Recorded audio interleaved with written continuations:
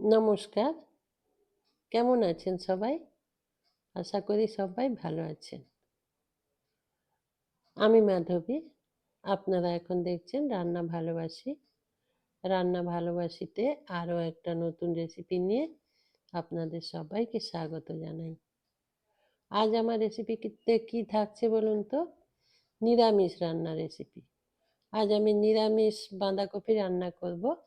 কোন কোন মশলা বা কি কি দিলে নিরামিষ হলেও খুব সুন্দর একটা স্বাদ আসবে এই রান্নার মধ্যে। তাহলে সবাই দেখতে থাকুন। কড়াইতে তেল দিয়েছি। খুব সিম্পল রান্না আর একদম সাধারণ রান্না, কিন্তু তার স্বাদ হবে অসাধারণ। কড়াইতে তেল দিয়েছি, তেলে ফোড়ন দিলাম। ফোড়নে দুটো গোটা শুকনো লঙ্কা আর হাফ চামচ গোটা জিরে দিয়েছি। আর কিছুই দিলাম না। এখন একটু বড় বড় করে কেটে রাখা আলুগুলো দিয়ে দিলাম। এখন আলুগুলো একটু ভালো করে ভেজে নিতে হবে। একটু হালকা লাল লাল করে ভেজে নেব। আলুর মধ্যে অল্প হলুদ মিশিয়ে দেব। মিশিয়ে দিয়ে এটা ভালো করে একটু ভেজে নিতে হবে। আপনারা যারা দেখতে শুরু করেছেন, প্লিজ ভিডিওটা কন্টিনিউ করবেন আর অবশ্যই একটা লাইক দিয়ে দিন। লাইক দিয়ে ভিডিওটা কন্টিনিউ করুন। এখানে অল্প হলুদ দিয়ে দিলাম। হলুদ দিয়ে একটু ভালো করে এটা ভেজে নেব আলু। তারপর আলু ভেজে নেওয়ার পর এর ওপর থেকে যা যা ব্যবহার করব এই আলুর ওপর থেকেই দেব। আলু আমি ভেজে নামিয়ে নেব না, একটু ঢেকে দেব। বাঁধাকপি পাতা, সেটা তাড়াতাড়ি সেদ্ধ হয়ে যাবে, কিন্তু আলুটা সেদ্ধ হতে একটু সময় নেবে। সেই জন্য এখানে ঢেকে ঢেকে রান্না করে নেব। এখানে প্রায় 40% সেদ্ধ হয়ে যাবে আলুটা। তারপর আমি এখানে সব কিছু যোগ করব। এখন কেটে রাখা টমেটো দিয়ে দিলাম। একটা বড় টমেটো একটু বড় বড় করেই কেটে রেখেছিলাম, ওটা দিয়ে দিয়েছি। দিয়ে আলুর সাথে আবারও একটু নাড়াচাড়া করে নেওয়ার পর এখানে কাঁচা লঙ্কা দিয়ে দেবো। আমি 4টে কাঁচা লঙ্কা দিয়েছি। আপনারা এটা কীরকম ঝাল পছন্দ করেন সেই বুঝে বাড়িয়ে বা কমিয়ে নিতে পারেন। আলু, টমেটো আর কাঁচা লঙ্কা ভালো করে একটু মিশিয়ে নেওয়ার পর 1 চামচ আদা বাটা আর হলুদ দিলাম, আর সামান্য একটু লাল লঙ্কার গুঁড়ো দিলাম, আর জিরে গুঁড়ো দিয়ে দিলাম, ধনে গুঁড়ো দিয়ে দিলাম। দিয়ে এখন সব কিছু ভালো করে একটু কষিয়ে নেব। আলুর সাথে মশলা ভালো করে কষিয়ে নেব। কষিয়ে নেওয়ার পর এখানে ওপর থেকে আমি বাঁধাকপি দেব। আর এটা বাঁধাকপিও আলাদা করে আর কষালাম না বা ভাপিয়ে নিলাম না, সরাসরি আমি এই কষানো আলুর ওপরে বাঁধাকপিগুলো দেব। এখন শীতের সময় বাঁধাকপি খুব ভালো, এটা ভাপিয়ে নেওয়ার দরকার পড়ে না। এইভাবেই নাড়াচাড়া করতে করতে বাঁধাকপি সেদ্ধ হয়ে যায়। সেই জন্য আমি আর ভাপিয়ে নিলাম না বা আগে থেকে কষিয়ে নিলাম না।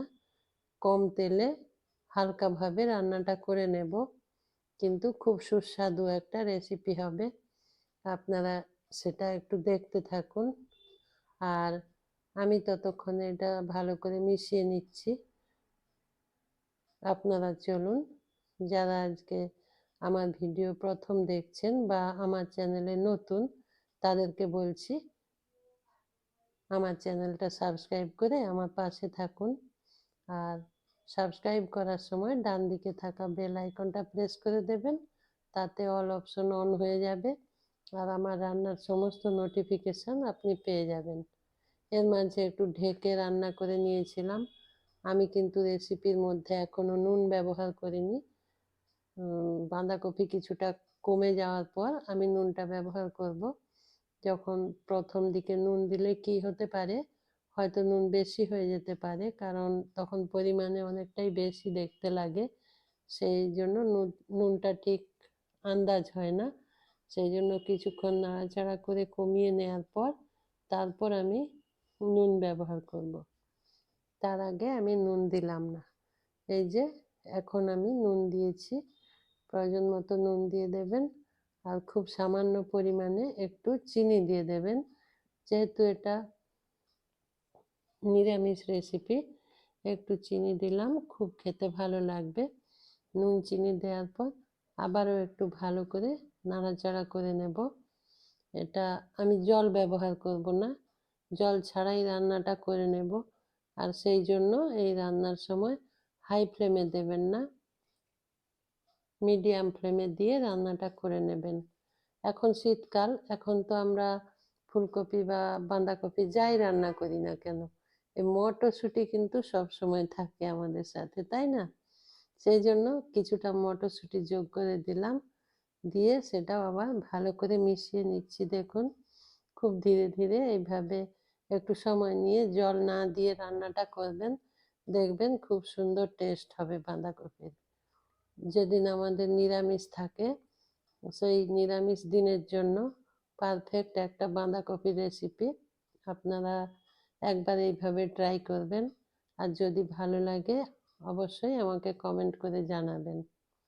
এই যে দেখুন, ঢেকে বারবার ঢেকে খুলে রান্না করতে করতে বাঁধাকপি কত সুন্দর নরম হয়ে গেছে, আর এদিকে আলুগুলোও একদম সেদ্ধ হয়ে গেছে। একটু আমি জল ব্যবহার করলাম না। এইসব রেসিপিতে জল না ব্যবহার করলে একটা আলাদা সুন্দর টেস্ট আসে।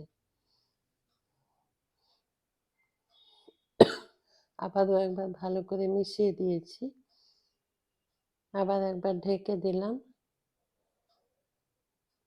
এই যে দেখুন, তবুও বাঁধাকপি থেকে যেন অল্প অল্প জল বেরিয়ে এসেছে। সেটা ভালো করে এইভাবে নাড়াচাড়া করে জলটা শুকিয়ে নিতে হবে। আমার রান্না যদি আপনাদের ভালো লাগে অবশ্যই কমেন্ট করে জানাবেন, আর লাইক করতে ভুলবেন না, আর বন্ধুদের সাথে শেয়ার করবেন। আমি 1 চামচ ঘি দিয়ে দিলাম, এটা অবশ্যই গাওয়া ঘি। আর গরম মশলা দিয়ে দিলাম অল্প পরিমাণে, হাফ চামচের থেকেও একটু কম পরিমাণে গরম মশলা দিয়েছি, আর ঘি দিয়েছি। এইভাবে ঘি গরম মশলা শেষে ব্যবহার করলে বেশ একটা ঠাকুরবাড়ির ভোগের মতো লাগে এই বাঁধাকপি রেসিপি। একবার এইভাবে রান্না করবেন, দেখবেন যে টেস্ট করে দেখবেন যে একদম যেন কোনো অনুষ্ঠান বা আশ্রমে ভোগ খাচ্ছেন সেরকম একটা ফ্লেভার পাবেন। কয়েকটা আলু একটু ভেঙে ভেঙে দিয়েছি। এই যে রান্নাটা প্রায় কমপ্লিট হয়ে গেছে। এখন কিছুক্ষণ ঢেকে রেখে দেবো, তাতে গরম মশলা আর ঘিয়ের ফ্লেভারটা বাঁধাকপির সাথে ভালোভাবে মিশে যাবে। তারপর আমি পরিবেশন করব। আপনারা যারা এতক্ষণ আমার সঙ্গে ছিলেন সবাইকে আমার অসংখ্য ধন্যবাদ, আমার পাশে থাকার জন্য, সাপোর্ট করার জন্য। ভালো থাকবেন সবাই, সুস্থ থাকবেন। নমস্কার।